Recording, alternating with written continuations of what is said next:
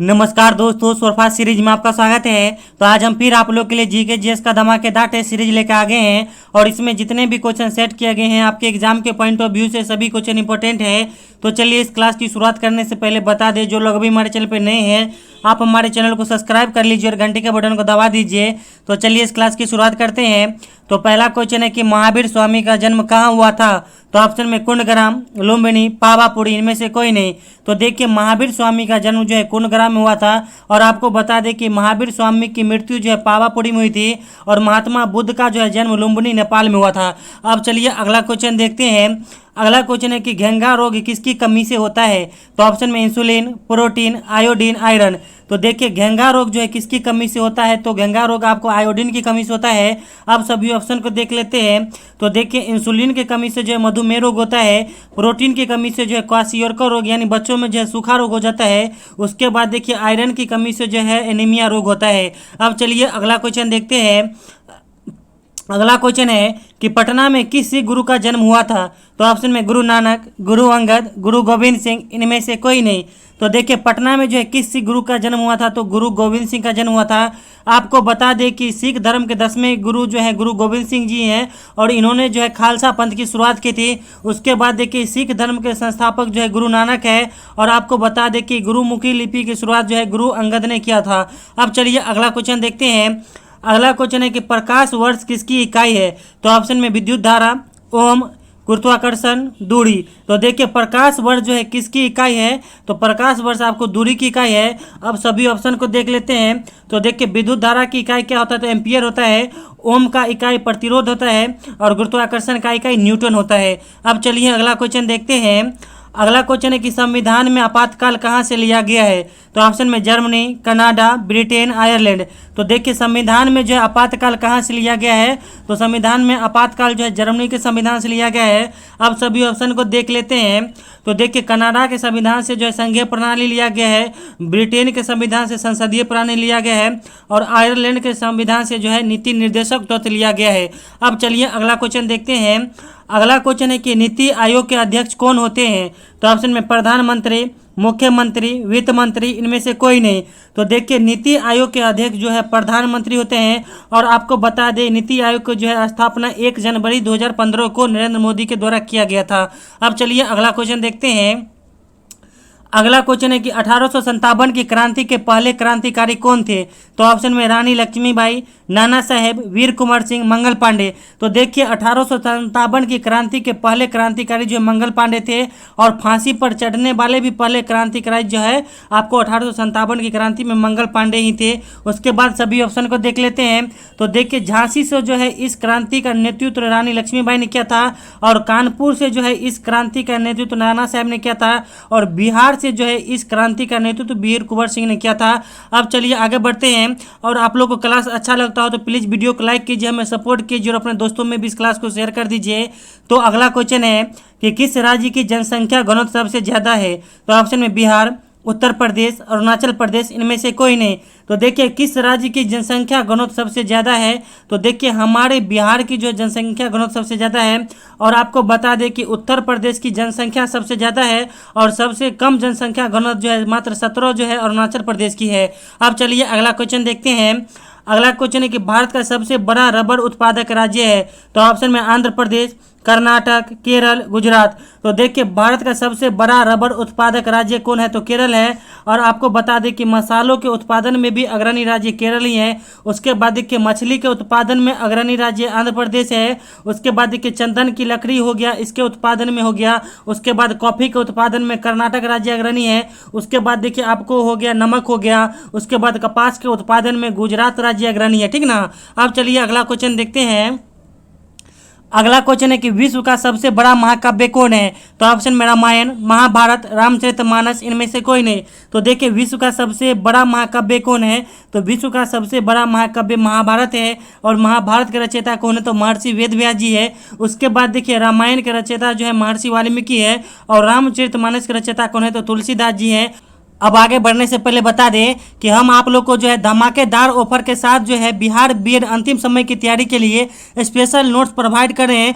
जो नोट्स पहले हम आपको 99 यानी 100 रुपये में दे रहे थे, अब वो नोट मात्र जो है 49 यानी 49 रुपये में दे रहे हैं। तो यह मेरा नंबर है 7050387142। यह मेरा व्हाट्सएप नंबर भी है और गूगल पे फोनपे भी नंबर है। तो आप इस नंबर पर मात्र 49 यानी 49 रुपये पेमेंट करके आप मेरा सभी नोट्स लीजिए, क्योंकि यह नोट जो है आपको बिहार बीएड के साथ साथ डीएलएड इंट्रेंस में भी काम आएगा, क्योंकि इस बार डीएलएड का एंट्रेंस होगा और डीएलएड में सबसे ज़्यादा गवर्नमेंट की सीट है। मान लीजिए जिस किसी बच्चा को जो है किसी कारण बस फ्री वाला कॉलेज नहीं मिल पाया बीएड का, तो आप लोग जो है डीएलएड का भी फॉर्म भरिएगा और उसका तैयारी अभी से ही मतलब कीजिएगा, क्योंकि देखिए उसमें भी ज़्यादा मौका रहता है। तो आप लोग मेरा नोट जरूर लीजिए, अपनी तैयारी को बेहतर बनाइए। अब चलिए अगला क्वेश्चन देखते हैं। अगला क्वेश्चन है कि डॉल्फिन वर्गीकृत किए जाते हैं। तो ऑप्शन में उभयचर में, सरीसृप में, स्तनी में, इनमें से कोई नहीं। तो देखिए डॉल्फिन जो है वर्गीकृत किस में किए जाते हैं, तो स्तनी में किए जाते हैं, क्योंकि देखिए डॉल्फिन जो है अपने बच्चा को दूध पिलाती है, या जितने भी धरती पे मान लीजिए स्तनी वर्ग है जो अपने बच्चा को दूध पिलाता है, उनका हृदय जो है 4 कोष्ठक होता है। उसके बाद देखिए उभयचर वर्ग में आपको महत्वपूर्ण मेढक आ जाता है, क्योंकि मेढक जो है जल में और स्थल दोनों में रह सकता है। उसके बाद देखिए सरीसृप वर्ग में आपको घड़ियाल हो गया, उसके बाद छिपकली हो गया, उसके बाद कछुआ हो गया, यह आपको सरीसृप वर्ग में आता है। अब चलिए अगला क्वेश्चन देखते हैं। अगला क्वेश्चन है कि 4 मीनार किसने बनवाया था। तो ऑप्शन में शाहजहां, जहांगीर, अकबर, मोहम्मद कुली कुतुब शाह। तो देखिए 4 मीनार किसने बनवाया था, तो 4 मीनार जो है मोहम्मद कुली कुतुब शाह ने बनवाया था। और 4 मीनार आपको कहाँ स्थित है, तो हैदराबाद में स्थित है। अब सभी ऑप्शन को देख लेते हैं। तो देखिए शाहजहां का मकबरा का है, तो शाहजहां का मकबरा आगरा में है, जहांगीर का मकबरा लाहौर में है और अकबर का मकबरा जो है सिकंदरा में स्थित है। अब चलिए अगला क्वेश्चन देखते हैं। अगला क्वेश्चन है कि निम्न में कौन संसद का भाग नहीं है। तो ऑप्शन में राष्ट्रपति, राज्यसभा, लोकसभा, विधानसभा। तो देखिए निम्न में कौन संसद का भाग नहीं है, तो विधानसभा नहीं है। हम आपको बताए थे कि संसद जो है 3 भाग से मिलकर बना होता है, राष्ट्रपति और राज्यसभा और लोकसभा, यानी 3 भाग से मिलकर बना होता है। अब चलिए अगला क्वेश्चन देखते हैं। अगला क्वेश्चन है कि महमूद गजनी ने भारत पर कितनी बार आक्रमण किया। तो ऑप्शन में 15 बार, 16 बार, 17 बार, 18 बार। तो देखिए महमूद गजनबी ने जो है भारत पर कितनी बार आक्रमण किया, तो 17 बार आक्रमण किया। इसका जो है सबसे महत्वपूर्ण आक्रमण था सोमनाथ मंदिर पर। यह जो है 225 या 226, देखिए किसी किसी बुक में 225 रहता है और किसी बुक में 226 रहता है, तो आपके अकॉर्डिंग में जैसा आएगा। तो देखिए 225 या 226 में जो है सोमनाथ मंदिर पर जो है भयानक आक्रमण किया था और सोमनाथ मंदिर को लूट लिया था। अब चलिए अगला क्वेश्चन देखते हैं। अगला क्वेश्चन है कि सर्वदाता रक्त समूह कौन है। तो ऑप्शन में ओ, ए बी। तो देखिए सर्वदाता रक्त समूह जो है ओ होता है। उसके बाद देखिए सर्वग्राही रक्त समूह ए बी होता है, ठीक ना। अब चलिए अगला क्वेश्चन देखते हैं। अगला क्वेश्चन है कि चुंबकीय सुई किस तरफ संकेत करती है। तो ऑप्शन में पूर्व, पश्चिम, उत्तर, आकाश। तो देखिए चुंबकीय सुई हमेशा जो है उत्तर या दक्षिण की तरफ आपको संकेत करेगा। तो इसमें मात्र एक ऑप्शन है उत्तर है, तो इसका सही उत्तर सी हो जाएगा, ठीक ना। अब चलिए अगला क्वेश्चन देखते हैं। अब अगला क्वेश्चन है कि इमरजेंसी हार्मोन किस ग्रंथि से निकलता है। तो ऑप्शन में एंड्रिनल ग्रंथि, हाइपोथैलेमस, पियोस, इनमें से कोई नहीं।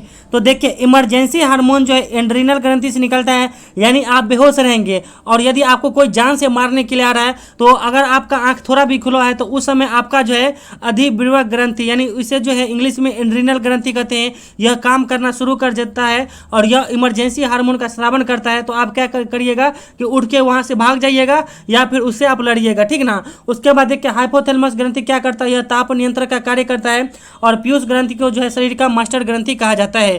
अब चलिए अगला क्वेश्चन देखते हैं। अगला क्वेश्चन है कि सुनहरी क्रांति किससे संबंधित है। तो ऑप्शन में दुग्ध उत्पादन, मछली उत्पादन, तिलहन उत्पादन, फल का उत्पादन। तो देखिए सुनहरी क्रांति जो है फल उत्पादन से संबंधित है। आप सभी ऑप्शन को देख लेते हैं। तो देखिए श्वेत क्रांति जो है आपको दुग्ध उत्पादन संबंधित है, नीली क्रांति मछली उत्पादन संबंधित है, पीली क्रांति तिलहन उत्पादन से संबंधित है। अब चलिए अगला क्वेश्चन देखते हैं। अगला क्वेश्चन है कि हीराकुंड बांध किस नदी पर स्थित है। तो ऑप्शन में नर्मदा नदी, महानदी, भागीरथी नदी, इनमें से कोई नहीं। तो देखिए हीराकुंड बांध जो है महानदी नदी पर स्थित है। आपको बता दें कि भारत का सबसे लंबा बांध हीराकुंड बांध है। आप सभी ऑप्शन को देख लेते हैं। तो देखिए सरदार सरोवर बांध जो है नर्मदा नदी पर स्थित है। उसके बाद देखिए टिहरी बांध जो है भागीरथी नदी पर स्थित है। अब चलिए अगला क्वेश्चन देखते हैं। अगला क्वेश्चन है कि शक्ति स्थल किसका समाधि स्थल है। तो ऑप्शन में इंदिरा गांधी, राजीव गांधी, भीमराव अंबेडकर, डॉक्टर राजेंद्र प्रसाद। तो देखिए शक्ति स्थल जो है किसका समाधि स्थल है, तो शक्ति स्थल आपको इंदिरा गांधी का समाधि स्थल है। आप सभी ऑप्शन को देख लेते हैं। तो देखिए राजीव गांधी का समाधि स्थल क्या होता है, तो वीर भूमि होता है। भीमराव अंबेडकर का समाधि स्थल जो चतरा भूमि है। और महाप्रयाण घाट जो है डॉक्टर राजेंद्र प्रसाद का समाधि स्थल है। अब चलिए अगला क्वेश्चन देखते हैं। अगला क्वेश्चन है कि बिहार में लोकसभा सदस्यों की संख्या कितनी है, तो ऑप्शन में 16, 75, 243, 40। तो देखिए बिहार में जो है लोकसभा सदस्यों की संख्या कितनी है, तो 40 है। अब सभी ऑप्शन को देख लेते हैं। तो देखिए बिहार में जो है राज्यसभा सदस्यों की संख्या 16 है। और बिहार में विधान परिषद की संख्या कितनी है, तो 75 है। और बिहार में जो है आपको विधानसभा की संख्या कितनी है, तो 243 है विधानसभा सदस्य की संख्या, ठीक ना। अब चलिए अगला क्वेश्चन देखते हैं। अगला क्वेश्चन है कि संपूर्ण क्रांति का नारा किसने दिया था, तो ऑप्शन में जयप्रकाश नारायण, महात्मा गांधी, सुभाष चंद्र बोस, इनमें से कोई नहीं। तो देखिए संपूर्ण क्रांति का नारा जो है जयप्रकाश नारायण ने दिया था। आप सभी ऑप्शन को देख लेते हैं। यानी आपको करो या मरो का नारा हो गया, या हे राम हो गया, यह सभी आपको महात्मा गांधी ने नारा दिया था। उसके बाद देखिए दिल्ली चलो का नारा हो गया, या तुम मुझे खून दो मैं तुम्हें आज़ादी दूंगा, यह नारा आपको सुभाष चंद्र बोस ने दिया था। अब चलिए अगला क्वेश्चन देखते हैं। अगला क्वेश्चन है कि ग्राम पंचायतों का संगठन किस अनुच्छेद में है, तो ऑप्शन में अनुच्छेद 32, अनुच्छेद 40, अनुच्छेद 44, अनुच्छेद 48। तो देखिए ग्राम पंचायतों का संगठन किस में है, तो अनुच्छेद 40 में है। आप सभी ऑप्शन को देख लेते हैं। तो देखिए संवैधानिक उपचारों का अधिकार जो अनुच्छेद 32 में है। उसके बाद देखिए समान नागरिक संहिता जो अनुच्छेद 44 में है। और कृषि और पशुपालन आपको अनुच्छेद 48 में है। अब चलिए अगला क्वेश्चन देखते हैं।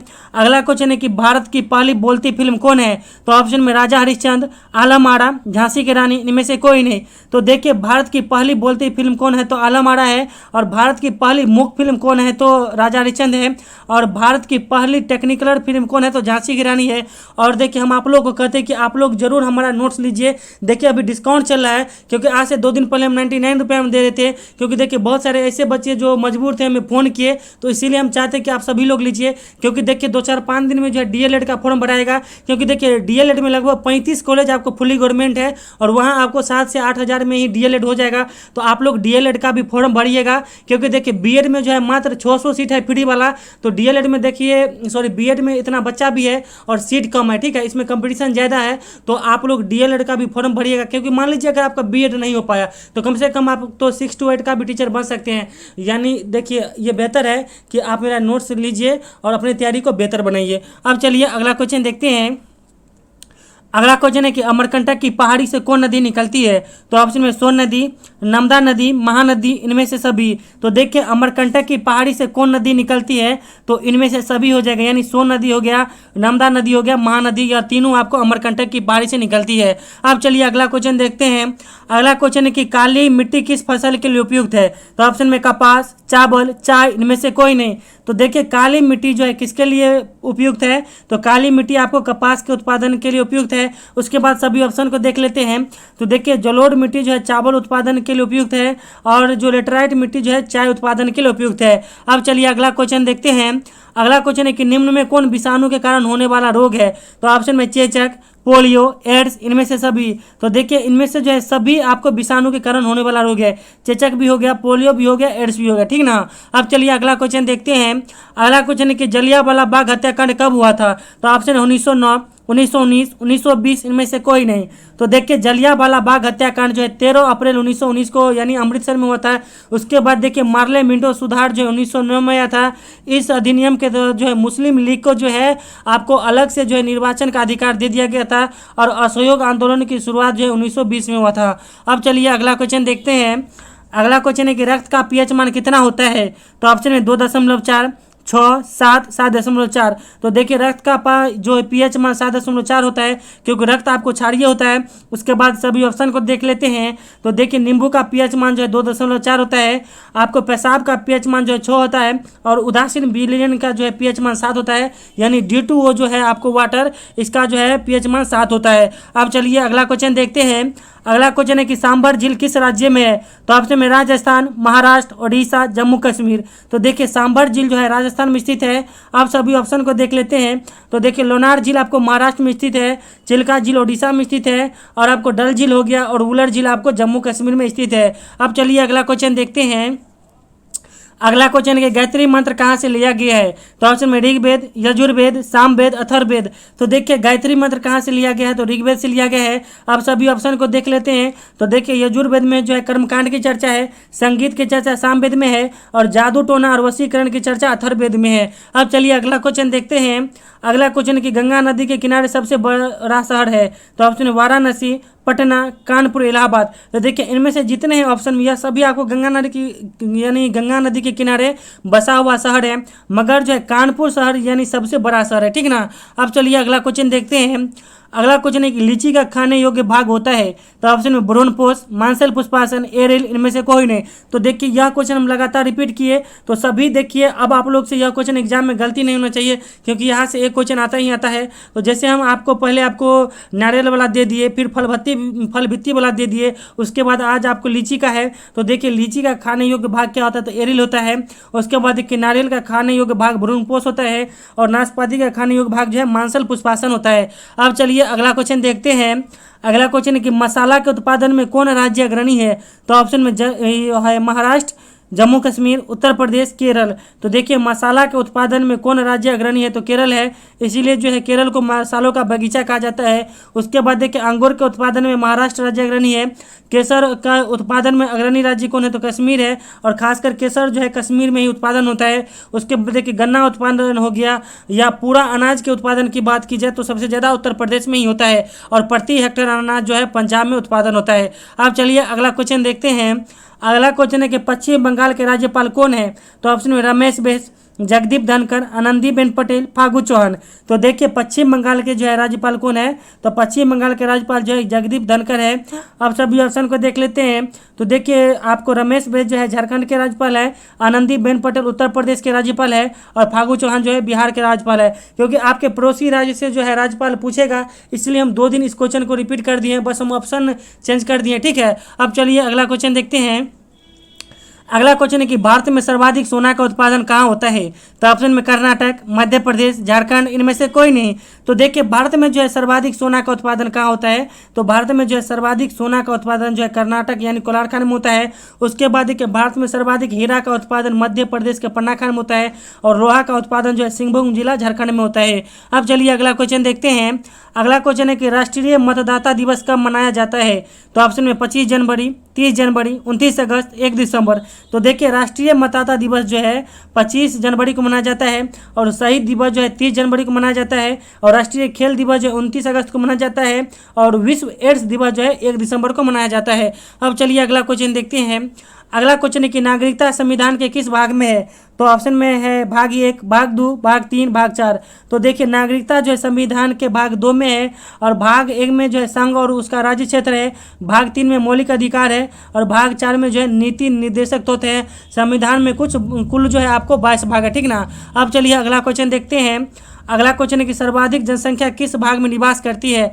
तो ऑप्शन में पर्वत, पठार, मैदान, इनमें से कोई नहीं। तो देखिए सर्वाधिक जनसंख्या किस भाग में निवास करती है? तो मैदान में। आपको बता दें कि मैदानी क्षेत्र में जो 90% जनसंख्या निवास करती है, 1% जनसंख्या पर्वत पर निवास करती है, और 9% जनसंख्या जो है पठार पर, यानी 100% हो गया, ठीक ना। अब चलिए अगला क्वेश्चन देखते हैं। अगला क्वेश्चन है कि बिहार का सर्वाधिक गर्म जिला कौन है? तो इस क्वेश्चन का आंसर आप लोग कमेंट बॉक्स में दीजिएगा, क्योंकि यह क्वेश्चन का आंसर हम कई बार बता चुके हैं, तो हम आप लोग से अपेक्षा करते हैं कि आप लोग सही उत्तर दीजिएगा। तो चलिए thank you all the best, हमारे साथ बने रहिए और अपनी तैयारी को बेहतर बनाइए। Thank you.